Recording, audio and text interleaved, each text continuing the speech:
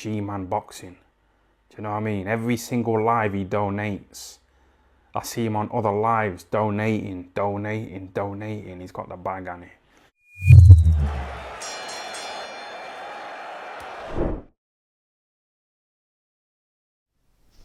Alright, people. Anthony Joshua, quoting him from an interview he gave there over the course of the weekend. Obviously, he was in attendance at the Bivol versus Ramirez fight. And just before I get in, just the interviews he gave, to me, he actually seemed to be in a pretty good place. You know, he seemed just very happy. He just seemed to be, I don't want to say the pressure is off as such, but he definitely see. I was wondering what he'd be like, you know, a few months later after the Usyk loss and what happened in the ring, obviously after. For me, I just from the outside looking in, if someone could disagree, he seemed very good. You know, seemed to be in a very good place. He was also talking about trainers, right? Well, not really trainers. He was saying basically that for the last 11 years, he's been tied down to one coach. Now he's looking to essentially spread his wings and try a few different things. Now, you could turn around and say, gee, well, he technically did do that after the first Usyk loss. You know, he been Rob McCracken. He tried a few different things. He went to America, trained with a few trainers over there. Eventually settled on Angel Fernandez, then brought Rob Garcia. I was going to say Rob McCracken. Rob Garcia in. Don't bring Rob McCracken back, please. But brought Rob Garcia in. Looked better in the Usyk rematch, but was still... It wasn't as bad as the first fight, but he was still comprehensively outboxed. So some people could be saying AJ's trying that again. Now, for me, I felt he looked good under Garcia, I have to say. Don't really know how much of the influence was from Garcia as opposed to how much of it was from Fernandez. I suspect a good bit of it was from Garcia. So with that being said, I'd quite like to see Joshua stay with Garcia, at least for the time being. However, if he is looking to branch out and go for some new trainers, I don't necessarily think that's a bad thing either at the end of the day. Especially, see, it's the problem I had, right, was if you're going to do a complete 180 on your team, best do it when you're not going into massive fights with a lot on the line. You know, people would say, well, Tyson Fury did that going into the Wilder rematch. Tyson Fury I would look at him as the exception rather than the rules.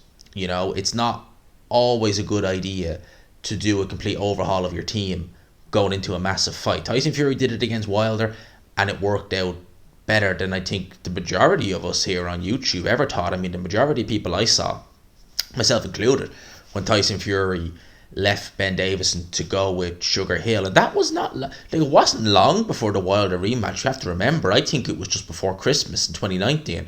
I remember it well actually because I was at a show, a little amateur show in Lucan, and this was just before Christmas. I think it was a week before Christmas 2019, and I was on my phone. I was like, what? That was kind of, remember that when that news broke. So you're talking 2 months essentially Tyson Fury had with Sugar Hill, which makes it, to be fair, even more impressive. To be honest with you, he was able to pick it up so quick. But not every fighter is like that, as I said. With Joshua, I think it's a good idea. Like, I'd like to see him stay with Rob Garcia as well, because I thought he looked good under him. But if he can find a trainer to bring him to the next level, and the good thing is, if he's with a new trainer and he's incorporating some of what they bring, changes into his style, I think going in there against guys like Arreola, like Washington, Dylan White to an extent, I just wondering about Dylan White and Anthony Joshua. Would Joshua to me has a tendency in the ring to overthink things. And I think someone like a Washington, someone like an Arreola, he wouldn't fight this guy just because coming off a loss. But Helenius, well, I'd say he'd be alright against Helenius. Guys like that, you could probably just work on things. You wouldn't really need to overthink too much, a great deal. But I think someone like Dylan White, knowing he's been buzzed by Dylan White in the past, and knowing that Dylan White does carry tremendous power in the left hook, it might make Joshua a little bit, if he's thinking of, a trainer told me to do this, but that left hook is coming, might make him a little bit apprehensive about doing what the trainer is teaching him. Someone against like Washington, Arreola, I don't think he'd get that. But at the end of the day as well, it's good to fight those level of opposition for two reasons. One, confidence. I think it'll help Joshua's confidence. Two, if you're with a new trainer, at least you're getting a real understanding of him in fights where there is no real pressure.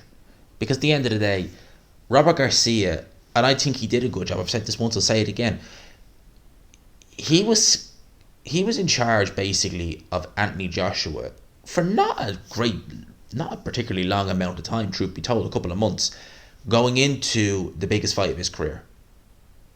And I just don't think that was ever going to work. I don't think that was ever going to work out well. Unless AJ won, I think that was always going to end in tears. If he lost, it was just a case of, well, how long before someone else comes in. I think doing it this way, and look, he hasn't mentioned any names on trainers. I know Fernandez is still going to be in the team. Will he be head trainer? Will he be co-trainer? You'd imagine he'd be co-trainer or maybe second in command. So, yeah, look, moving forward, it's going to be interesting to see what Joshua does. It will. And obviously, the comeback is happening next year. You know, we've heard names like Valeen being mentioned, Wilder. You know, as I said, you know, Eddie Hearn obviously wants, and DAZN as well. You know, I think that's one of the reasons why Eddie Hearn is so, you know, he wants Canelo versus Bivol 2, because Canelo versus Bivol 2 happens on DAZN.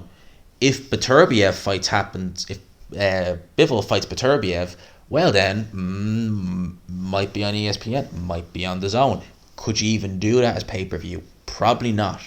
So you can see why DAZN are really pushing for, like, no, let's get the Valeens. I know Valeen is not necessarily a big name, but it's a competitive enough fight that you could. Would I pay for it? Hard to say, but they could justify it more than putting on Areola, if you know what I mean, on pay-per-view. And then they're talking about Wilder. I mean, I wouldn't. The longer they leave it, the better it is for Joshua, because Wilder is aging before Joshua is. Wilder's 37 now? Yeah, he's 37 now. So, yeah, the longer they leave that, the better it is for age. If it happened next year, I'd be favouring Wilder, truth be told. But that's my thoughts on Anthony Joshua. The return is incoming next year. We'll wait and see. Probably early next year. But with who in the corner? That is the question I think we're asking in this video. Who would you like? Because I haven't dropped any names, because I haven't seen him over with anyone yet. But as I said, with the benefit of hindsight, Rob Garcia wasn't my first pick. He was one of the last. But I thought he did a decent job in the corner. And AJ definitely looked better in the Usyk rematch. Usyk is just better. He's a better fighter. He's quicker. And AJ helped Usyk tremendously by not applying any pressure and giving Usyk. He gave Usyk both times the fight Usyk wanted. Having said that, even if AJ did apply pressure and did change it up, that's not saying he'd win, but he might have a better chance. Anyway, it's in the past now.